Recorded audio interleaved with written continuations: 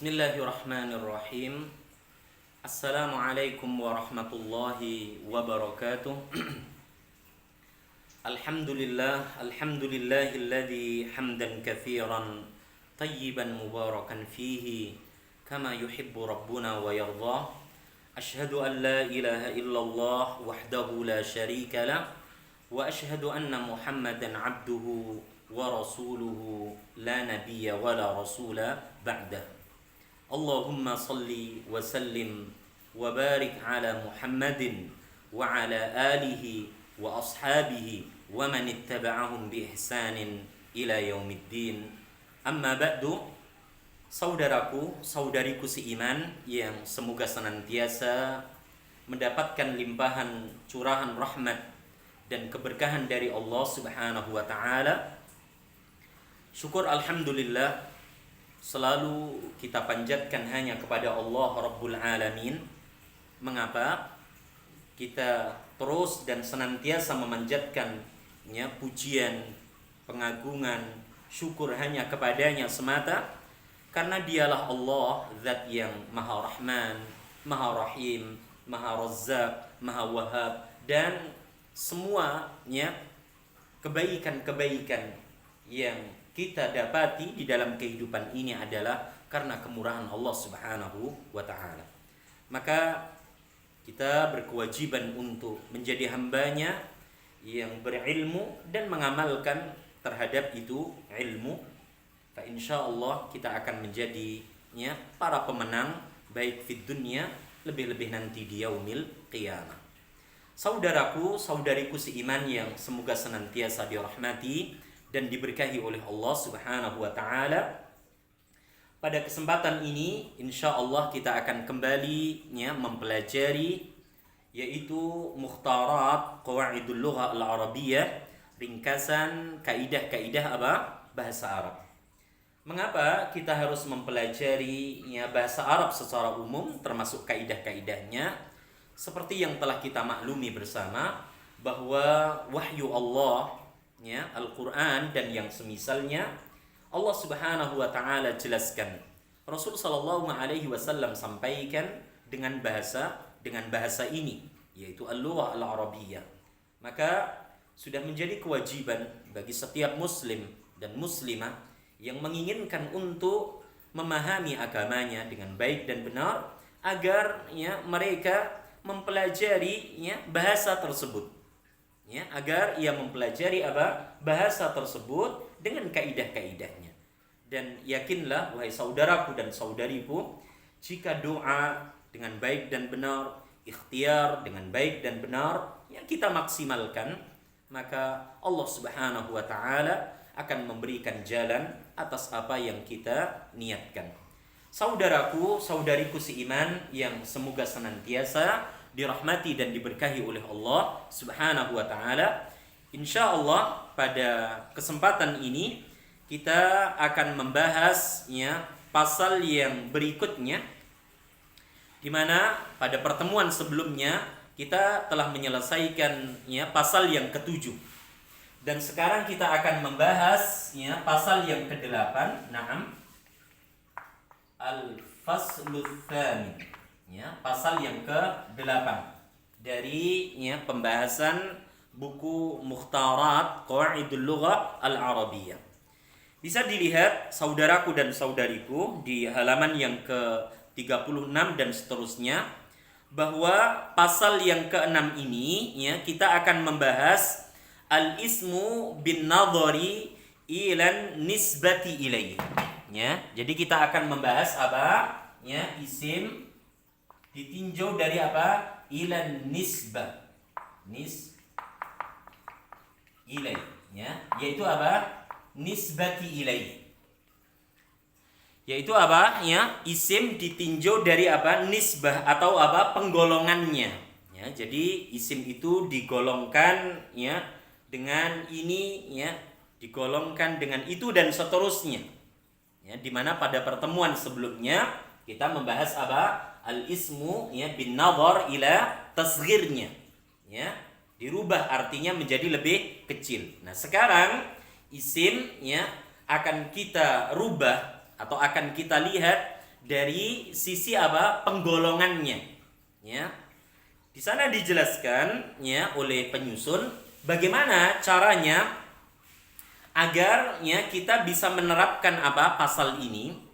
Disebutkan bahwa ketika kita hendak membentuk suatu isim, ya, suatu isim hendak kita bentuk, ya, atau kita rubah makna artinya menjadi apa? Nisbah ilaih, yaitu penggolongannya, maka kita harus ya menutup isim tersebut dengan apa? Ya, ataupun dengan apa? Ya dan ta.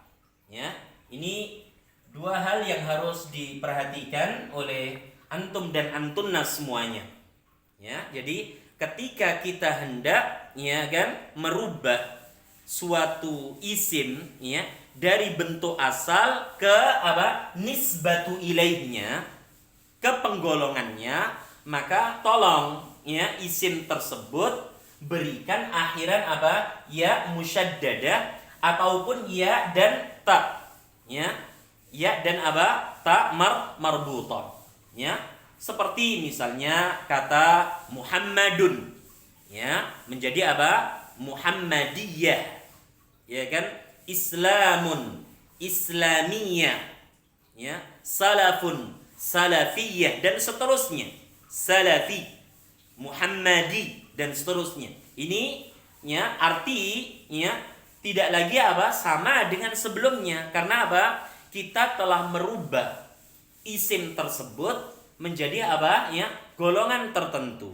Ya, golongan apa? Tertentu. Dijelaskan oleh beliau cara menyusunnya atau cara membentuknya adalah ditambahkan dengan apa? Huruf ya ataupun apa? Huruf ya dan ta marbutah pada akhir isim yang dinisbahi. Contoh misalnya salafun menjadi salafiyun. Ya, kita berikan akhiran apa? Ya yang bertasydid. Salafun menjadi apa? Salafiyun. Khalafun menjadi apa? Khalafiyun. Ya, atau kita berikan akhiran apa? Ya yang bertasydid kemudian sesudahnya tak marbutah. Salafun menjadi apa? Salafiyatun. Khalafun menjadi apa? Khalafiyatun dan seterusnya. Ya. Jadi ini lebih mudah ya untuk bisa antum dan antunna pahami. Ya.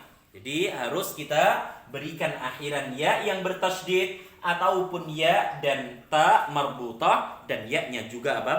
Bertasydid.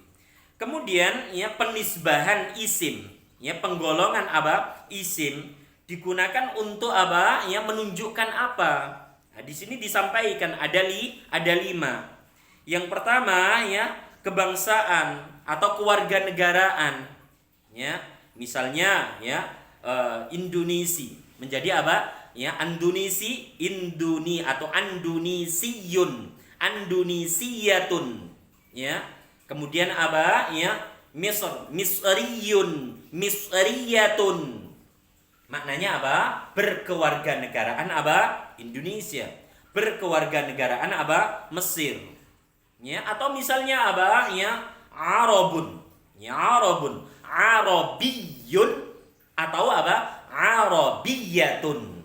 Ya, jadi Arabiyun seorang laki-laki yang berkebangsaan apa? Arab. Arabiyatun ya perempuan yang berkebangsaan apa? Arab. Begitu pula seterusnya. Jadi tujuannya adalah apa? Menunjukkan ya arti ya kewarganegaraan atau kebangsaan seseorang. Ya, misalnya apa? Ana Andonisiyun. Dikatakan yang lain, ana Andonisiyatun. Saya warga negara Indonesia. Begitu pula seterusnya. Jadi kita tambahkan apa? Ya bertasydid di akhirnya ataupun apa? Ya dan ta marbutah. Kemudian apa? Tujuan yang kedua ya isim ya ditinjau dari apa? Nisbahnya yaitu ya menunjukkan apa? Ya kota ataupun desa. Ya, jadi menunjukkan apa? Makna ya tempat, kota ataupun apa? Desa. Misalnya apa? Ya, kota Baghdad. berarti apa? Baghdadiyun. Ya, kota Bekasi berarti Bekasiyun. Ya. Kota Surabaya berarti apa? Surabiyun dan seterusnya. Ya. Kemudian apa? Makkah misalnya Makkiyun. Ya kan? Madinah, Madaniyun atau Madinatun, Madaniyatun, ya dan seterusnya. Ya, jadi Baghdadiyun. Ya, berarti apa? Kota Baghdad. Makkiyun berarti apa? Kota ataupun apa? Ya, tempat yang bernama Makkah. Itu yang kedua, saudaraku dan saudariku. Jadi selain menunjukkan ya, maksud arti menunjukkan kewarganegaraan, yang kedua ketika ditambahkan ya, pada akhirnya itu apa? Ya yang bertasydid menunjukkan apa? Kota ataupun desa. Kemudian yang ketiga, agama ataupun keyakinan. Ya, keyakinan seseorang, agama seseorang. Misalnya apa? Al-Islamu, ya, agama Islam. Ya, tapi kita ya sebutkan al-islamiyun atau al-islamiyatun atau al-islamiyu atau al-islamiyatu. Ya, berarti agamanya dia Islam, keyakinannya dia apa? Islam. Nasrani, nasraniyun, nasraniyatun. Begitu pula apa? Ya, syuyu'iyun, syuyu'iyatun dan seterusnya. Jadi menunjukkan apa? Agama atau keyakinan ya seseorang. Begitu pula dengan apa? Ya, usaha seseorang. Ya, atau keahlian seseorang, amalan seseorang, ya, kebiasaan seseorang, kesibukan seseorang, ya, amalia seharinya. Misalnya apa? Zira'iyun, zira'iyatun, ya, yaitu ya seorang petani, ya, orang yang biasa menanam ya sesuatu di ladang, di sawah dan seterusnya, ya. Kemudian apa? Ya, tijariyun, tijariyatun. Nah, ini yaitu apa? Ya, menunjukkan arti apa? Pedagang, ya, usahanya adalah apa? Berdagang. Kemudian sinaiyun, sinaiyatun, ya, bahwa usaha yang ia tekuni adalah apa? Ya, memproduksi sesuatu, ya, dari ya sesuatu yang lain, ya, kemudian ia produksi menjadi apa? Benda yang lain. Sinaiyun au sinaiyatun. Kemudian yang terakhir yaitu apa? Ya, menunjukkan ya sifat. Ya, sifat. Jadi sifat seseorang ya atau karakter seseorang. Misalnya apa? Ya, hadidiyun, ya. Jadi suatu sifat. Hadidi yaitu apa? Ya, yang keras, sesuatu yang ya keras seperti besi dan seterusnya. Zahabiyun, ya, khoshabiyun, ya, seperti ya emas, ya, sifatnya dia seperti emas. Khoshabiyun dan seterusnya. Jadi ya hadidiyun, hadidiyatun, ya, zahabiyun, zahabiyatun, ya, khoshabiyun, khoshabiyatun. Ya, jadi menunjukkan apa? Suatu sifat ataupun karakter dari benda tersebut. Nah, di sana disebutkan catatan oleh penyusun, bila isimnya itu berakhiran dengan tak marbutoh, maka tak marbutohnya harus dihilangkan. Ya, misalnya tadi kita menyebutkan apa? Makkiyun, ya, madaniyun, ya, Makkata atau Makkatu, Madinatu, ya kan? Madinah, ya, maka taknya harus dihilangkan. Ya, tidak boleh apa? Makkiyat atau Makkiyun gitu. Enggak boleh. Tapi harus apa? Taknya dihilangkan dulu. Makkiyun atau Makkiyah. Ya. Kemudian apa? Madinah, ya, berarti apa? Taknya harus dihilangkan. Madin menjadi Madiniyun atau Madiniyatun dan seterusnya. Ya. Jadi harus dihilangkan itu apa? Tak marbutohnya, baru kita tambahkan akhiran ya yang bertasydid ataupun ya dan ta ya marbutoh sesudahnya. Nah, kemudian catatan yang kedua, saudaraku dan saudariku, bila isimnya hanya terdiri dari 2 huruf, ya, bila isimnya itu hanya terdiri dari 2 huruf, tapi sekali lagi ya, secara umum isim terdiri dari apa? 3 huruf. Tapi kita akan mendapati isim-isim yang terdiri dari apa? Dua huruf. Ya, seperti ya akhun, ya abun dan seterusnya. Ya, maka hurufnya maka ditambahkan huruf apa? Wawu. Jadi bila isimnya itu terdiri dari dua huruf, maka ditambahkan apa? Huruf wawu sesudahnya. Contoh misalnya abun. Ya, setelah ba harus ditambahkan huruf wawu. Ya, akhun setelah kho harus ditambahkan huruf apa? Wawu. Menjadi apa? Abun. Abawiyun, abawiyatun. Akhun, akhawiyun, akhawiyatun. Ya kan? Dan seterusnya, yadun, ya kan? Yadawiyun, yadawiyatun. Ya. Jadi isim-isim yang ya jumlah hurufnya itu ya kurang dari 3 huruf, 2, ya kan? 2 huruf gitu ya. Maka setelah huruf yang terakhir harus apa? Ditambahkan huruf apa tadi? Wawu. Jadi seperti apa tadi? Kata abun, ya. Sebelum kita berikan akhiran ya yang bertasydid ataupun ya yang bertasydid dan sesudahnya tak marbutah, maka isim ini harus ditambahkan huruf wawu dulu. Maka jadilah apa? Naam, ya. Kami lihat. Ya. Abawiyun, ya, atau apa, ya, abawiyatun, abawiyatun. Begitu pula dengan apa? Kata akhun harus kita tambahkan dulu apa? Wawu, maka menjadi apa? Naam, akhawiyun, naam, atau apa? Akhawiyatun, akhawiyatun. Ya, ini cara untuk merubah kayak isim ditinjau kepada apa? Nisbahnya, ya, penggolongannya bila isim tersebut terdiri dari apa? Saudaraku, saudariku, ya, dua huruf, yaitu ditambahkan dengan huruf wawu. Lalu apa? Sesudahnya tergantung mau kita tambahkan ya yang bertasydid saja ataupun ya bertasydid dan tak marbutah. Ya, ini penjelasan dari Al-Faslul Tsamin, pasal yang ke-8, yaitu isim ditinjau dari apa? Penggolongannya. Kemudian di sana ada evaluasi yang harus coba antum dan antunna selesaikan, ya. Berikanlah nisbah pada isim-isim apa?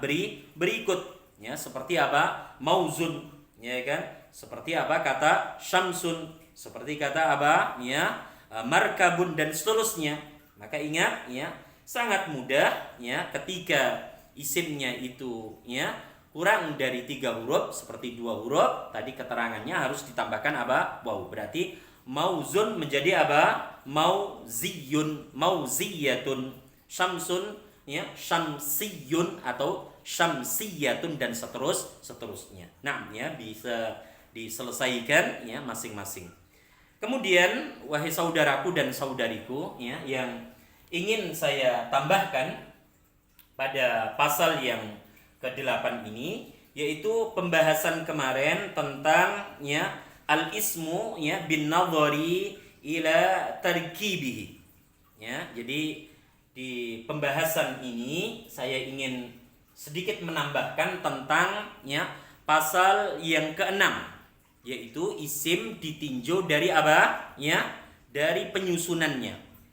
Seperti yang telah kita bahas ya di pertemuan sebelumnya, bahwa di pasal yang ke-6 ini kita mempelajari isim ditinjau dari apa? Dari penyusunannya. Ya, di halaman 25 dan seterusnya. Nah, isim ya saudaraku dan saudariku ketika ditinjau dari apa? Ya tarkibnya, penyusunannya, seperti yang telah ya berlalu penjelasannya, ada 2. Ya, bisa antum dan antuna lihat di halaman 25 dan seterusnya. Ada isim jamid dan ada isim apa? Mushtaq. Nah, isim jamid ya adalah isim yang tidak apa disusun dari apa? Selainnya. Ya, dan perlu diingat bahwa ya isim jamid ini memiliki apa? 2 bentuk, memiliki 2 macam. Ada ismu dzat dan ada apa? Masdar. Nah, Ismudzat, ya, tolong diperhatikan saudaraku dan saudariku. Ismudzat adalah isim yang tidak muncul darinya fiil. Ya. Jadi isim yang tidak hadir darinya itu fiil yang semakna. Ya, seperti kata hayawan. Ya. Enggak ada fiil yang hadir dari kata hayawan atau kata rojulun. Kita tidak akan dapati dalam bahasa Arab bentuk fiilnya dari kata rojulun. Begitu pula kata syajarotun. Ya, tidak akan muncul, tidak akan hadir darinya bentuk fiilnya, bentuk kata kerjanya.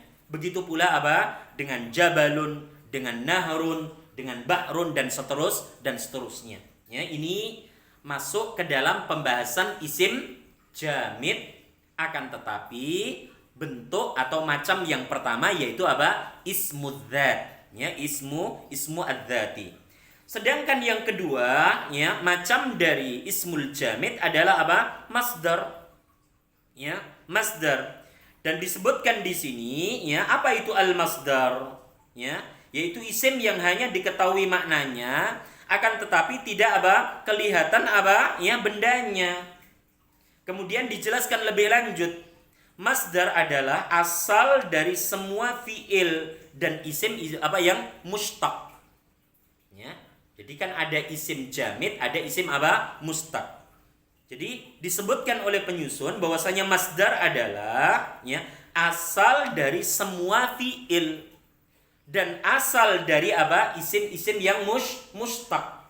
Dengan penjelasan yang disebutkan di halaman berapa? 28 dan seterusnya. Di sana ada al-ismul mustaqu, yaitu isim mustaq. Ya. Maka di sini disebutkan macam dari macam-macam masdar.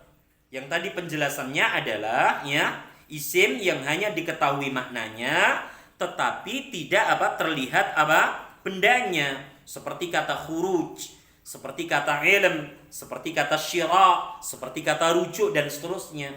Nah, di sini macam-macam masdar disebutkan ada 7 bentuk. Ya, ada 7 bentuk saudaraku. Ada masdar yang fiilnya 3 huruf. Ya, ada masdar yang fiilnya 3 huruf. Nah, di sana disebutkan pola-polanya ada fi'alah, tijarah, zira'ah. Nah, ini bentuk masdar. Kemudian ada pola fa'lan, seperti taufan, Kemudian ada pola fu'al, seperti kata buka, zukam, ada pola fu'lah, seperti kata humrah, sufrah, khudrah, zurqah dan seterusnya. Ini adalah bentuk masdar yang fiilnya tiga huruf, ya kan? Kemudian ketika fiilnya itu membutuhkan objek, maka di sana mengikuti pola fa'lan. Bila fiilnya itu muta'addi yang memerlukan objek.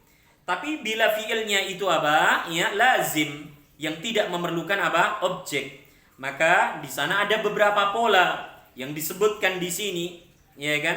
Ada pola fu'ul, ada pola fu'ulah, ada pola fa'al, Dan pola-pola tersebut, wazan-wazan tersebut, saudaraku dan saudariku, harus kita usahakan untuk kita hafalkan dengan baik dan benar, agar kita bisa menentukan itu masdar. Meskipun di dalam kamus, saudaraku dan saudariku, kalau kita membuka kamus-kamus bahasa Arab, didapati masdar itu di urutan yang ketiga setelah fi'il madhi, setelah fi'il mudhari'. Nah, di sana kita dapati masdar. Contoh misalnya kataba yaktubu katban kitabatan. Nah, kataba bentuk kata kerja lampau. Yaktubu bentuk kata kerja sedang ataupun akan. Katban kitabatan adalah bentuk masdar. Jadi memang masdar ini sifatnya adalah simai. Simai itu kita harus merujuk kepada sumber bahasa, kamus contohnya. Meskipun masdar itu sifatnya simai, harus merujuk kepada kamus, tapi ingat saudaraku dan saudariku, ada pola-pola yang bisa membantu kita ya untuk bisa menentukan oh itu masdar. Ya, salah satunya tadi yang disebutkan bila ya fiilnya itu 3 huruf, ada fi'alah, ada fa'lan, ada fu'al, ada apa? Ya fu'lah. Begitu pula ketika apa fiilnya itu muta'addi, ada fa'lan, ketika fiilnya itu lazim, ada fu'ul, ada fu'ulah, ada ya fa'al dan seterusnya. Kemudian yang kedua ya masdar ya yang fiilnya 4 huruf. Nah, di sini ada beberapa pola. Kemudian yang ketiga masdar yang fiilnya ya 5 sampai 6 huruf. Ya, di sana disebutkan apa? Ya, bentuk-bentuknya. Ya, di halaman 26 27 awal. Kemudian yang keempat ya bentuk dari masdar, dari pembagian apa? Ismul jamid. Yang kedua atau macam isim jamid yang kedua adalah apa? Ada masdar mimi ya. Kemudian ada masdar sinai ya kan? Masdar mimi adalah ya masdar yang diawali dengan huruf apa? Mim. Ya, seperti apa? Kata mansor, ya marja', ya maftah. Nah, itu. Jadi masdar mimi adalah masdarnya yang diawali dengan huruf apa? Mim. Kemudian masdar sinai yaitu apa? Bentuk masdar yang bentuk akhirnya adalah apa? Ya yang bertasdid dan tak marbutah. Ya insaniyah. Ya kan? Ya, kemudian apa? Khalfiyah, mas'uliyah. Yaitu masdar sinai. Ya, yaitu bentuk masdar yang diakhiri dengan ya dan tak marbutah. Kemudian apa? Ya, yang keenam yaitu ismul marrah. Ya, ismul marrah yaitu apa? Ya, isim yang menunjukkan apa? Sekali kejadian. Ya. Di sana disebutkan polanya yaitu apa? Fa'lah. Ya, dengan berakhiran apa? Tak marbutah. Kemudian ya yang terakhir bentuk dari masdar dari pembahasan apa? Ismul jamid macam yang kedua adalah ismul hay'ah. Apa itu ismul hay'ah? Isim yang menunjukkan apa? Ya, keadaan, kondisi terjadinya apa? Fi'il, ya. Yaitu apa? Isim yang menunjukkan apa? Ya, kejadian, kondisi, keadaan apa? Fi'il. Ya, jalastu jilsatal ulama. Jilsah, ya, jilsah ini bentuk apa? Masdar ismul hay'ah. Ya, tapi masuk ke dalam pembahasan masdar. Tapi apa? Masdarnya masdar hay'ah, jilsah. Ya, jalastu ya jilsatal ulama. Saya duduk sebagaimana duduknya para orang-orang yang berilmu. Kemudian isim ditinjau dari apa? Ya, tarkibuhu, yaitu pasal yang ke-6 ini. Yang kedua adalah ismul mustaqu. Ya, al-ismul mustaqu. Ya, di halaman 28, tolong dilihat saudaraku, saudariku. Apa itu al-ismul mustaq? Isim yang diambil ataupun disusun dari selainnya. Atau istilah lain, ya kata jadian. Jadi isim yang dibentuk dari apa? Yang lainnya. Ya, dia diproses, dia dibentuk dari yang lainnya. Ya, seperti apa? Mauzun. Seperti kata apa? Tawil. Seperti kata raji'. Nah, di sini bentuk-bentuknya isim mustaq, isim yang ya bentuknya adalah kata jadian, disebutkan oleh penyusun ya ada ya 8 poin. 8 poin itu yang pertama adalah ismul fa'il. Ya, isim fa'il dengan pola-polanya ya. Kemudian yang kedua ya siyaghul mubalaghah. Nah, apa itu siyaghul mubalaghah? Isim fa'il yang menunjukkan arti apa? Lebih. Isim fa'il yang menunjukkan arti apa? Sangat. Ya, seperti apa? Rahim. Ya, sangat penyayang. Kemudian yang ketiga adalah ismul maf'ul, yaitu kata yang menunjukkan arti apa? Objek. Ya, kemudian yang keempat yaitu sifatul musyabbahah dengan isim fa'il. Apa itu sifatul musyabbahah? Isim yang semakna dengan isim fa'il dan dia tersusun dari isim fa'il, ya kan? Jadi sekali lagi pola-polanya di sana disebutkan. Jadi sifatul musyabbah. Kemudian yang kelima adalah ismu tafdhil, yaitu isim yang menunjukkan arti apa? Lebih ataupun apa? Paling. Jadi kalau siyaghul mubalaghah menunjukkan arti apa? Sangat. Tolong di poin yang kedua dengan poin yang kelima dibedakan. Kalau siyaghul mubalaghah menunjukkan arti apa? Sangat. Sedangkan apa? Ismu tafdhil menunjukkan arti apa? Lebih, ya, atau paling. Misalnya apa? Kabir, lebih besar. Kabir, ya, akbar, akbar, ya, lebih besar, ya, akbar, ya, paling besar. Kemudian yang berikutnya yang keenam adalah ismu zaman, yaitu isim yang menunjukkan apa? Ya, waktu, ya, waktu terjadinya apa? Pekerjaan. Kemudian yang ketujuh ismul makan, isim yang menunjukkan apa? Tempat terjadinya itu pekerjaan. Dan yang terakhir adalah ismul alah, isim yang menunjukkan alat pekerjaan. Nah, ini adalah, ya, bentuk-bentuk dari apa? Al ismul mushtaqu, yaitu kata jadi, kata jadian. Ya, maka saya sarankan yang untuk antum dan antunna pada pembahasan pasal yang keenam, ya, termasuk, ya, pasal-pasal sebelumnya ataupun sesudahnya, bahwa menghafalkan, memahami, melatih, ya, ini adalah sesuatu yang sangat penting, ya, dan ini berlaku kaidah ini untuk mempelajari apapun macam jenis ilmu, lebih-lebih ilmu bahasa Arab, ya, maka kita harus, ya, mempersiapkan waktu kita, ya kan, untuk mau menghafal, ya, mau membaca, mau memahami, mau mencoba, mau bertanya, mau berdiskusi dengan yang lainnya agar kita diberikan kefahaman. Itu saja, ya, tentang pembahasan al-faslus tsamin dan al-faslus sabi', dan tadi saya ulas sedikit tentang pasal yang keenam. Semoga Allah Subhanahu wa taala, ya, memberikan kebaikan-kebaikannya atas apa yang kita usahakan ini, dan sekali lagi semoga ini semua bisa menjadi sebab selamatnya kita nanti di yaumil qiyamah. Amin Allahumma amin. Wa sallallahu ala nabiyyina Muhammad walhamdulillahi rabbil alamin. Subhanakallahumma wa bihamdika asyhadu an la ilaha illa anta astaghfiruka wa atubu ilaik. Assalamualaikum warahmatullahi wabarakatuh.